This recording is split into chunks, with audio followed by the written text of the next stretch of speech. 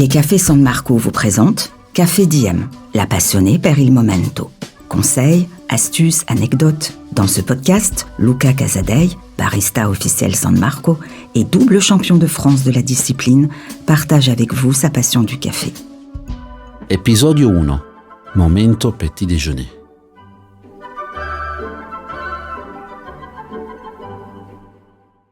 Bienvenue les amateurs de bon café bien sûr.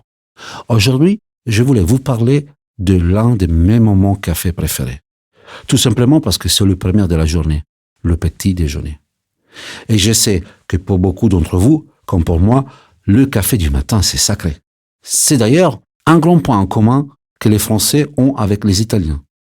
À Paris, comme à Venezia, à Lyon comme à Rome, on ne commence pas la journée sans les arômes et le tonique d'un bon café, ni la musique du percolateur, de la cafetière ou de la machine à dosette. Mais il y a quand même de grandes différences culturelles entre nos deux pays.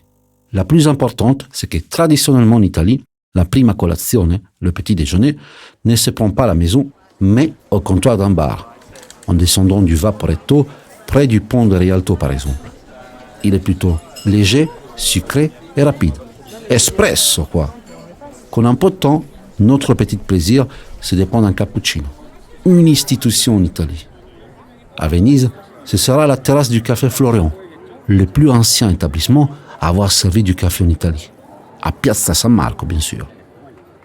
Le cappuccino authentique, c'est un espresso, un café court, sous lequel on dépose une couche de mousse de lait entier préparée à l'aide de la vapeur de la machine espresso. Et on finit, si on le souhaite, en saupoudrant avec du cacao amer. Mais pourquoi ça s'appelle cappuccino? Parce que sa couleur brun noisette rappelle la couleur des soutanes des moines capucins, un ordre religieux très connu en Italie au XVIe siècle. Mais attention, passé 10 heures du matin en Italie, on ne boit plus de cappuccino et on arrête de mettre du lait dans son café. Sinon, c'est la prison. Je plaisante, mais c'est vrai que le café latte, c'est plutôt réservé au petit déjeuner. Si vous voulez aller au bout de l'expérience italienne, je vous recommande de déguster un cornetto avec votre cappuccino. Le cornetto, c'est le croissant italien, entre le croissant et la brioche. C'est très sucré et généralement, c'est fourré avec de la confiture, du miel ou de la pâte à tartiner. Vous pouvez essayer aussi il pane del Doge, le pain du Doge, un beau sablé à la pistache ou au chocolat. Mais attention, ça cale très bien. En fait, chaque région d'Italie a sa spécialité. Elles sont toutes excellentes, mais ne sont pas toutes diététiques. Mais on revient en France, où j'ai vécu quand même depuis 15 ans. Alors bien sûr, cette tradition du café comptoir existe aussi ici. Tout le monde connaît le café crème, le petit crème, qui n'est pas fait avec de la mousse de lait comme pour le cappuccino, mais avec juste une pointe de lait. Pour commencer la journée, vous les Français, vous êtes quand même une très grande majorité à préférer un grand bol ou un mug de bon café filtre préparé à la maison. Je vous fais un aveu. C'est aussi comme ça que la plupart du temps, je prends mon café du petit déjeuner. Avec un verre de jus de fruits pressés et un croissant. Un croissant en beurre, bien sûr. Mais comment on prépare un bon café filtre? Bien entendu, il faut tout d'abord choisir un bon café moulu. Pour le petit déjeuner, l'idéal, c'est d'utiliser un mélange Arabica-Robusta, à la fois tonique et corsé. L'Arabica et le Robusta, ce sont les deux grands variétés de caféiers.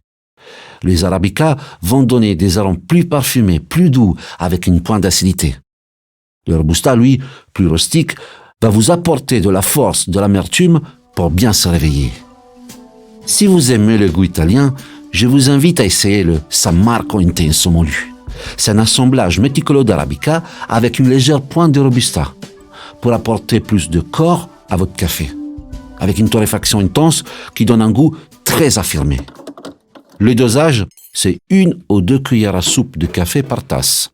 Mais ça, c'est vraiment en fonction du goût de chacun. Pour l'eau, j'utilise de l'eau de source en bouteille ou de l'eau de robinet filtrée, pour qu'il n'y ait pas un arrière-goût de chlore ou de javel, mais aussi pour éviter le calcaire qui abîme la machine. Je vous conseille de passer votre filtre sous l'eau chaude avant d'y placer le café. Ça facilite l'écoulement et ça évitera d'avoir le goût du papier. Autre conseil, ne tassez pas le café dans le filtre. Avec la filtration goutte à goutte d'une cafetière électrique, ça ne sert à rien et ça peut rendre le café plus huileux. Pour la dégustation, j'utilise un mug en céramique avec une paroi épaisse qui va permettre au café de rester chaud plus longtemps.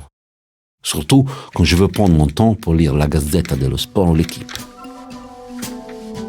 Pour terminer, je voulais revenir sur une idée reçue. Non, il n'y a pas plus de caféine dans un espresso que dans un café filtre. C'est même le contraire. Tout simplement parce que le taux de caféine dépend du temps de diffusion de la mouture.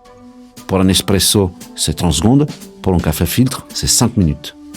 Et n'oubliez pas, le plus important pour un bon café, c'est toujours la passione. Ciao tutti et Café Diem.